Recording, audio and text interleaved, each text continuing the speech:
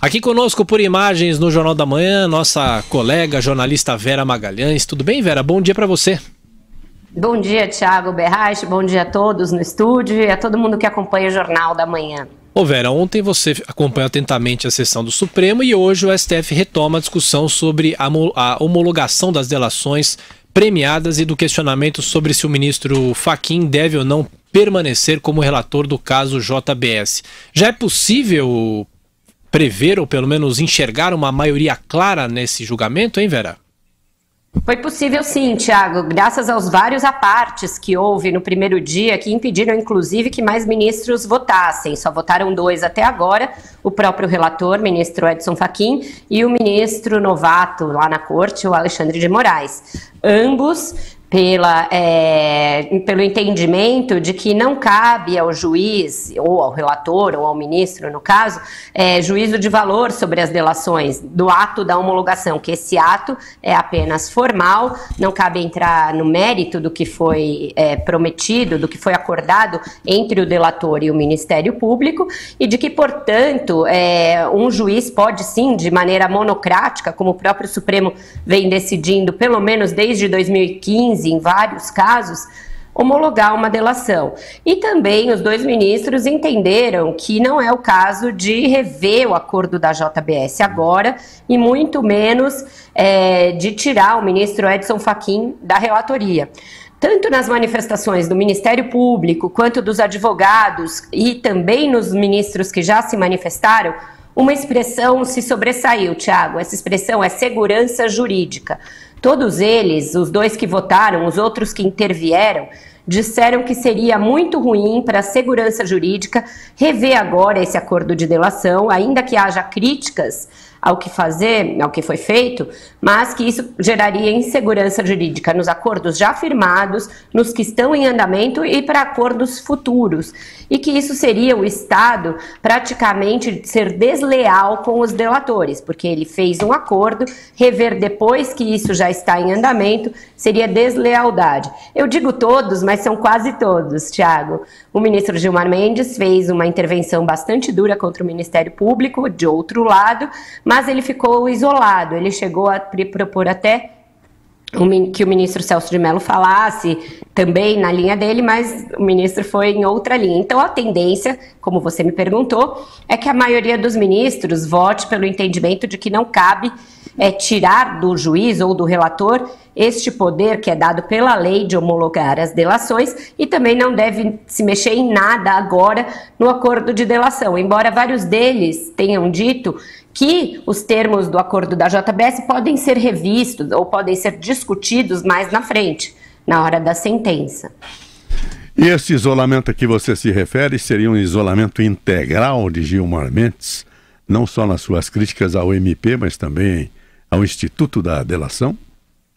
Você veja, Joseval, na semana anterior, no julgamento do TSE, o ministro Gilmar Mendes mais ou menos ditou o tom, né? Ele acabou sendo o voto guia, apesar de ser o último, porque ele falou durante todo o julgamento e foi seguido pela maioria de seus pares.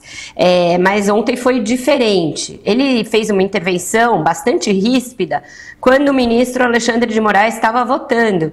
Deu até uma impressão, Joseval, de que ele estava dando um puxão de orelhas no novato, na linha, não era para você votar desse jeito, porque quando voltou para ele, o Alexandre de Moraes estava meio assustado, meio constrangido.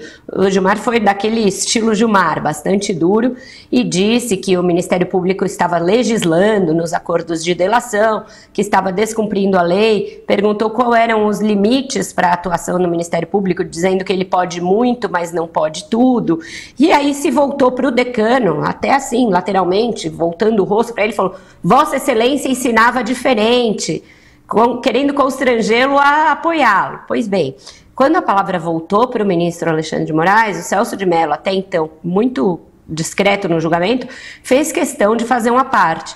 E aí fez esse aparte na linha de que o Estado não pode ser desleal nos acordos firmados e que o Ministério Público não pode ser tratado como um inimigo, que ele tem tido um papel bastante importante neste combate à corrupção, para desvendar os acontecimentos dos últimos anos. Portanto, foi uma resposta clara ao ministro Gilmar. E o ministro Celso é muito ouvido nesses casos. O Luiz Fux, que também já tinha ido em sentido contrário ao de Gilmar Mendes no TSE, também foi bastante duro nessa coisa da segurança jurídica. Então, não será surpreendente se o próprio Gilmar hoje votar para que tudo fique como está, apesar desta manifestação que ele fez. Porque ele não vai querer ser o único voto vencido e realmente tirar a relatoria de um colega que já está no caso, que já está com o caso em andamento, é algo que as mesuras da toga não costumam apontar muito, Josival. Eles costumam ser um pouco discretos nisso e bastante corporativos.